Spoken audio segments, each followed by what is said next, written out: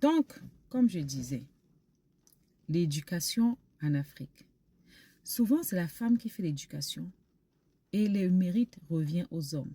C'est-à-dire que, oh, tu as des bons enfants, vraiment. Sinon, quand l'enfant échoue l'éducation, là, on connaît, non? On sait tous que la plupart du temps, le père en Afrique, il est là que pour gronder. Je connais beaucoup de familles africaines où, dès que le père pointe le nez, rien que à l'entrée du quartier, les enfants sont déjà mal à l'aise. Parce que quand celui-ci arrive à la maison, il gronde, il est toujours de mauvaise humeur, il commence à dire à sa femme qu'il faut encore quoi là. Il ne devait pas dormir. En fait, il ne veut surtout pas les voir. Il veut une femme, mais il ne veut pas des enfants. Oui, oui. C'est-à-dire que, déjà, il y a un truc qui m'énerve. Le fait que quand une femme soit enceinte, on l'envoie accoucher, soit chez ses parents à elle, soit chez le parent du monsieur. Ça veut dire quoi?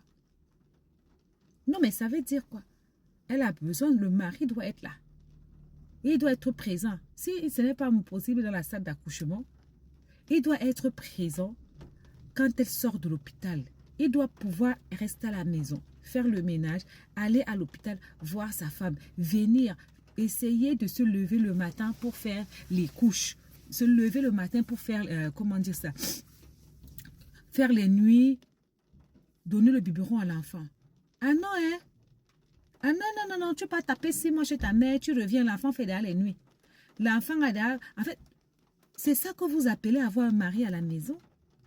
Quand j'entends les gens dire que je n'ai pas grandi avec mon père, j'aimerais bien savoir ce qu'un père, il y a de cela 30 ans, 25 ans, en quoi il pouvait nous manquer en fait. Déjà, tu es né, il n'était pas là.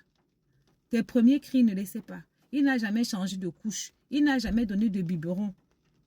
Quand l'enfant fait popo dans la couche nette, c'est pour la femme. C'est ça, hein? Oui, on va se dire la vérité. Et c'est pire, quand on grandit, le père là ne veut pas nous entendre.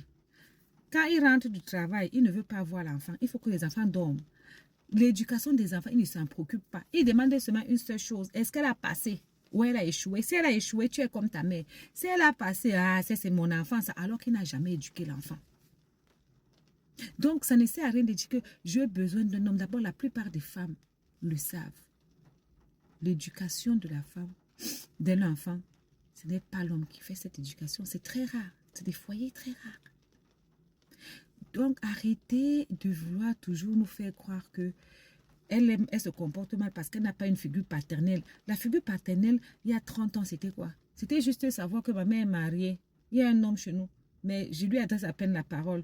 Je lui sers d'enfant seulement pour aller mettre la nourriture à table pour lui. Dresse la table de ton père. Voilà le kumbu. Voilà le verre. Voilà l'eau. Retire les assiettes. C'est tout. Le reste, il ne va jamais te mettre à tête pour dire que ma fille, tu es une belle personne.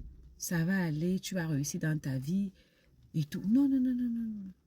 Non, on a cassé dire la vérité. Pourquoi être hypocrite? Bref, on va parler tout à l'heure. Bisous, bisous.